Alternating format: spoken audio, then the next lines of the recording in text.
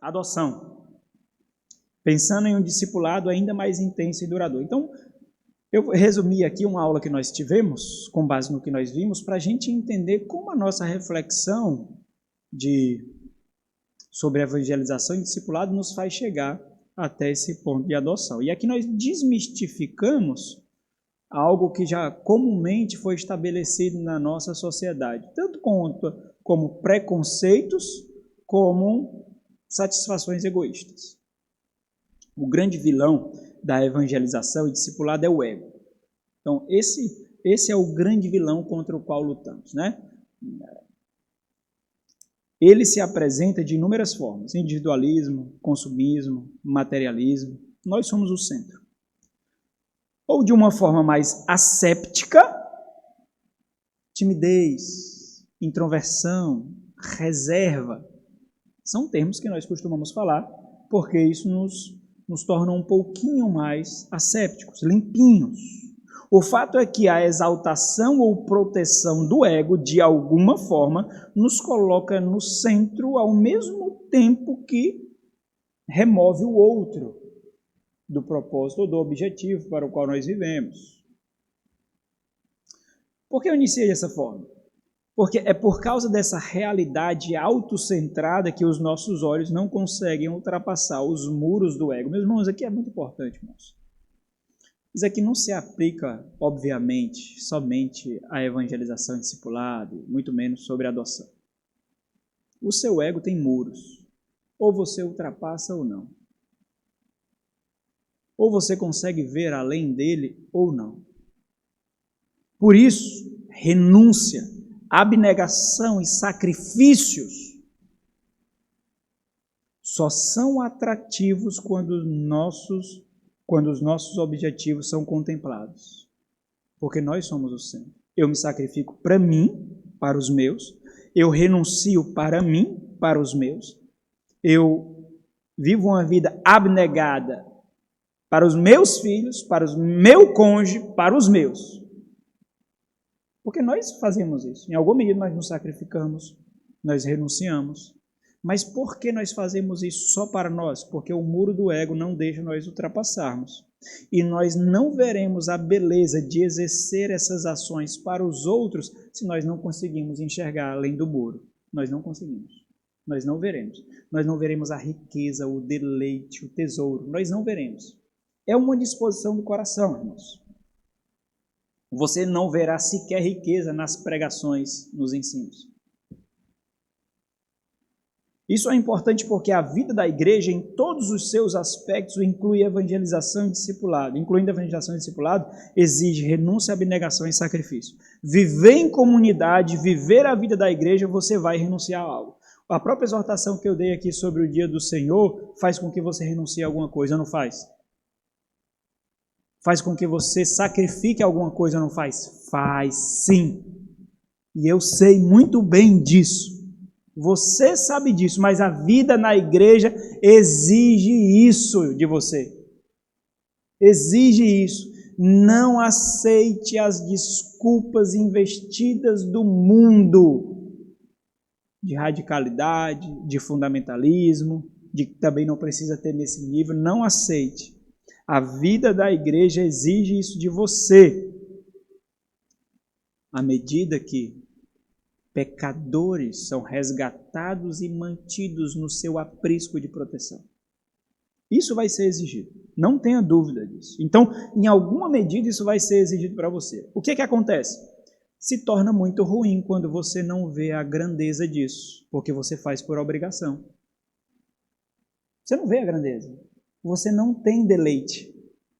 Você não vê o propósito. Se torna pesado e obrigatório. Não acessa o seu coração. Não chega ao seu coração. É por isso que alguns vêm sorrindo e satisfeitos, enquanto outros vêm de cabisbaixo e capengando. Não chegou ao coração. É quando você manda um filho lhe ajudar a fazer as coisas de casa e ele vai sorrindo e saltitante porque está zelando pelos seus, enquanto outros vão resmungando. Porque não chegou ao coração. Não chegou. Esse é o grande ponto. Agora, por que não chega ao coração? Porque o filho não vê aquilo como zelo pela mãe. zelando pela mãe, ele não vê. E o outro vê. Por isso que ele faz satisfação. Ele não consegue ver o tesouro, porque o ego está aprendendo. Agora, siga um caminho dessa percepção missionária e veja onde vai chegar. Por exemplo, onde eu posso exercer com mais intensidade e devoção, de forma duradoura, essa percepção de abnegação, renúncia e sacrifício pelo Evangelho e para o reino. Se eu refletir sobre esse caminho de evolução, onde eu chegarei? Bom, dedicação intensa e duradoura ao serviço do reino de Deus, moldando vida segundo o Evangelho da graça de Cristo. Então, na minha mente, para atingir esse propósito, alguns se entregam a missões. Vão ser missionários, vão ser evangelistas, missionários transculturais, missionários dedicados à sua língua mãe e assim por diante. Outros não. Outros respondem a um chamado ministerial formal. Vão ser pastores, vão ser presbíteros, vão ser professores, vão ser formadores. Mas não precisa parar aqui. O grande problema é que essa percepção forma um grupo especial de pessoas, cuja vocação foi direcionada por Deus para especificamente cumprir uma necessidade no reino e um chamado. Então, automaticamente, isso nos exclui de tal intensidade. Automaticamente, porque nem todos vão ser missionários, ou vão? Nem todos vão ser pastores, ou vão? Nem todos vão ser professores, ou vão? Nem todos. Então isso automaticamente nos exclui. Mas não precisa parar aqui. E quanto àquilo que foi realizado em nós e por nós? Do qual nós podemos ser agentes ativos na imitação do que Deus fez por nós, fazendo nós mesmos na vida de outros. Nós não precisamos de um chamado especial para isso. Você foi adotado por Deus. Nós não precisamos de um chamado especial para isso. Nós não precisamos de uma instrução especial para isso. A doutrina da adoção na teologia sistemática e na teologia bíblica, ela está ligada à doutrina da salvação, soteriologia. Então, o que é que isso quer dizer? Corresponde à aplicação feita pelo Espírito Santo da obra realizada pelo Senhor Jesus Cristo, como resultado do pacto estabelecido entre Deus e o homem. É por causa disso que nós fomos adotados. É por causa disso que nós não somos mais criaturas, mas nós somos filhos. Então, desde a queda, essa relação de filiação de Deus só é possível mediante a adoção. Então, você é filho de Deus por causa da adoção. Você não é filho de Deus por próprio mérito, por própria dignidade, por outra relação. O texto de Osés que nós lemos foi isso. Diz justamente isso. Aquele texto exibe como Deus adotou Israel, como Deus adotou o seu povo. Tu era escravo, do Egito chamei meu filho, tu era escravo. Sujo, pobre, dignidade alguma tu tinha. Te busquei. Deus buscou. As criaturas de Deus não são filhos de Deus. João diz isso muito claro. Apenas aqueles que recebem o Senhor, esses recebem o direito de serem chamados filhos de Deus. Apenas esses. Esses.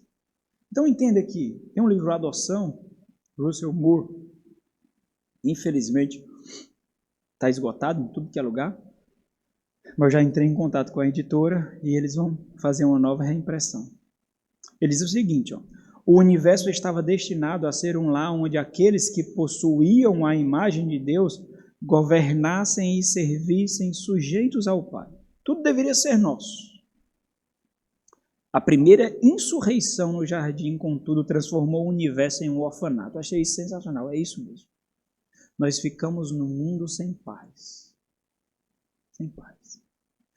A queda transformou o universo em um orfanato. Nós perdemos a relação de herdeiros. Os herdeiros haviam sido liquidados, enganados por seus desejos. Uma serpente agora mantém um cosmo em cativeiro, impelindo os soberanos despostos como seus escravos. Todo o universo agora é um orfanato. Então, é preciso compreender a importância do que aconteceu na queda. Quando nós perdemos essa relação de filiação, nós perdemos algo muito além. Ser órfão significa não ter herança. Não ter herança significa não ter família, não ter terra, não ter proteção. Significa estar fadado à morte, ao desprezo e à marginalização. Por isso, a adoção pode ser consequência de um entendimento mais intenso e duradouro do Evangelho, da evangelização e do discipulado. Isso porque nós somos testemunhas vivas, nós sabemos o preço da adoção. Nós não esperamos gratidão na adoção. Nós não esperamos que uma brecha afetiva seja coberta por causa da adoção. Por isso a perspectiva missional. Por isso a perspectiva missionária não é por merecimento, não é por dignidade, é por abnegação, sacrifício e renúncia. É para o reino. Isso porque nós somos testemunhas vivas da adoção. Logo, não podemos fazer da adoção uma simples solução afetiva. Entenda, começa assim mesmo, entenda, eu sei. Mas não deveria começar assim para os cristãos. Existe uma grande negligência da igreja nessa doutrina. Absurda negligência. Pessoas que não conseguem ter filhos da igreja, membros da igreja que não conseguem ter filhos, nunca são apresentadas à adoção como opção. Gasta fortunas como reprodução assistida, sem saber o pecado que é isso. Fortunas, fazendo empréstimos, sem ter condições, fazendo, como é que chama? Sacolinha, como é o nome? Que o pessoal vai dando as coisas? Vaquinha, fazendo vaquinha, vendendo carros, fazendo tudo, despojando outros. Olha o nosso egoísmo onde nos leva. Olha o nosso egoísmo onde nos leva. Por causa de preconcepções. Como Deus te adotou? Rebelde tu eras. Obstinado. Duro. Desprezado. Ninguém olhava para ti. Ninguém. Nós somos testemunhas. O fato de nós vermos a adoção simplesmente como uma solução afetiva já é consequência da negligência da igreja no nosso tempo. Eu nunca fui ensinado sobre isso, irmãos. E eu vim de igreja saudável. Nunca fui ensinado sobre isso. Nunca. Procura livros. Você vai achar 3. Procura livros. Pode procurar em português. Até em inglês é difícil. Muito difícil. Se você botar a doutrina da adoção, vai aparecer a doutrina ligada à adoção bíblica, ligada à salvação. Procura artigos. Eu procurei, português, inglês, procurei. Difícil, dificílimo. A negligência da igreja. A adoção é reproduzir, é copiar o coração de Deus. Tem um pastor que adotou 2 filhos, que ele falou isso. A adoção é reproduzir, é copiar o coração de Deus. Por que você ama os seus filhos biológicos? Não é incondicional. Tem uma ligação biológica. Por que reproduzir? Por que é copiar e colar o coração de Deus? Porque você ama sem vínculo. Você se desgasta sem vínculo. Você renuncia sem vínculo. É um campo missionário. O orfanato é um campo missionário. Agora, isso vai levar toda a sua vida. Entenda, como adotados cristãos, nós devemos entender a adoção muito além da caridade. É triste quando as pessoas chegam para nós e exaltam a caridade em nós. Triste, essa é a mentalidade. Como vocês são bons. Olha, que desprendimento. Como vocês são caridosos. Eu ouvi tudo isso já. Triste isso. Triste. Não é por caridade. Foi por caridade que o Senhor nos adotou? Não é por caridade. Vai muito além disso. A adoção é o Evangelho de Cristo. Diz respeito à nossa missão como filhos de Deus. Por isso, quando a igreja observa a adoção, ela a entende como parte de sua missão atrofiada através do tempo. Quem cuidava dos órfãos e das viúvas? Quando as crianças defeituosas, que só servia para ser um instrumento de trabalho no mundo antigo, no Império Romano e antes disso, só vivia para ser um operário ativo, de tal forma que as crianças defeituosas, que as crianças deficientes e não produtivas eram jogadas na rua. Quem cuidava delas? Os cristãos cuidavam delas. Os cristãos cuidavam delas. Não precisavam ser filhos de crentes. Os cristãos cuidavam. E isso serviu de testemunho, de tal forma que nós vemos nos escritos, nos primeiros escritos da igreja, eles fazem isso sem querer nada em troca. Eles fazem isso sem esperar nada. Eles cuidam das crianças que nós jogamos. Os apologetas escreviam isso. Ímpios testificavam disso. Mas tem o Bolsa Família, tem o Auxílio Brasil, tem as aposentadorias, tem os benefícios. A igreja esqueceu o orfanato. A igreja esqueceu os órfãos. A igreja simplesmente esqueceu. Simplesmente. E uma enxurrada de preconceitos vem. E quando nós recebemos esses preconceitos, só testifica da falha em compreendermos a soberania de Deus no processo de salvação e condição das nossas vidas. Quanto mais difícil é a decisão, mais nós veremos o agir de Deus em nossas vidas. Eu já dei uma palavra para vocês de quanto mais difícil é o sacrifício, mais vocês verão a mão de Deus. Porque aquilo dali testifica que é impossível ao homem. Impossível ao homem. E quando você idolatra o seu conforto, você não sairá da sua cadeira para mudar a televisão se você não tiver um controle. Mas não. Por isso que é distante demais a adoção. Por isso é o tema. A adoção é uma reflexão de um discipulado ainda mais intenso e duradouro. Porque talvez você leve 25 anos, 20, para conduzir uma vida ao encontro com o Salvador. Você tirou toda a potencialidade e probabilidade daquela criança ser operário de Satanás. Você tirou. Você foi instrumento para isso. Não consegue entender a grandeza desse negócio? Você. E você dedicou toda a sua vida para isso. E um dia você entrega ao Pai. Isso porque, muito além de toda a cultura presente, nós não apenas compreendemos a adoção, nós somos resultados dela. Russell Moore diz o seguinte: a adoção não tem a ver apenas com casais que desejam ter filhos ou que desejam mais filhos. A adoção envolve uma cultura inteira dentro de nossas igrejas, uma cultura que vê a adoção como parte da grande comissão e como final do próprio evangelho. Observe algo interessante. Na adoção, nós temos todo o contexto e o cenário ainda mais poderoso para a evangelização e discipulado. Nós temos o contexto ideal para fazer o evangelho perfurar o coração daquelas crianças. Os outros 2 livros que vocês encontrarão são esses daqui.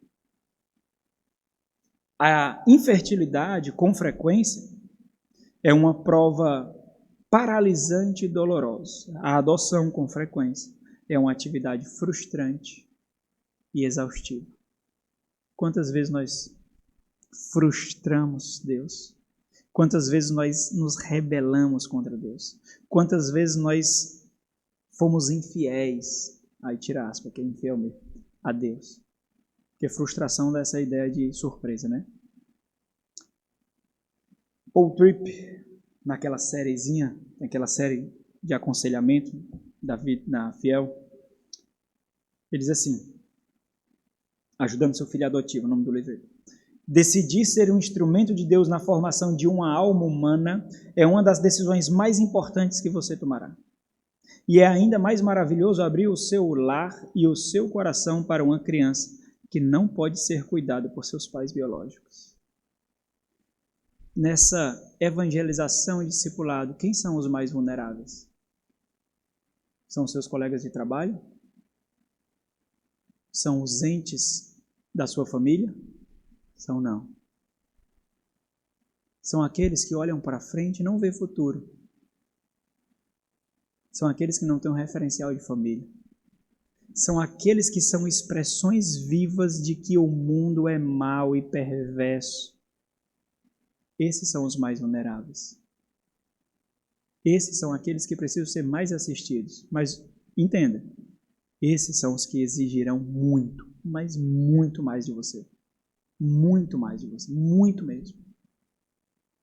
Mas também são esses, e experimentando isso, que você vai ver aspectos do amor de Deus que você não veria sem exercer. Ah, irmãos, não veriam mesmo, não veriam. Nem todos adotarão, mas todos podem ser defensores da adoção. E devem ser.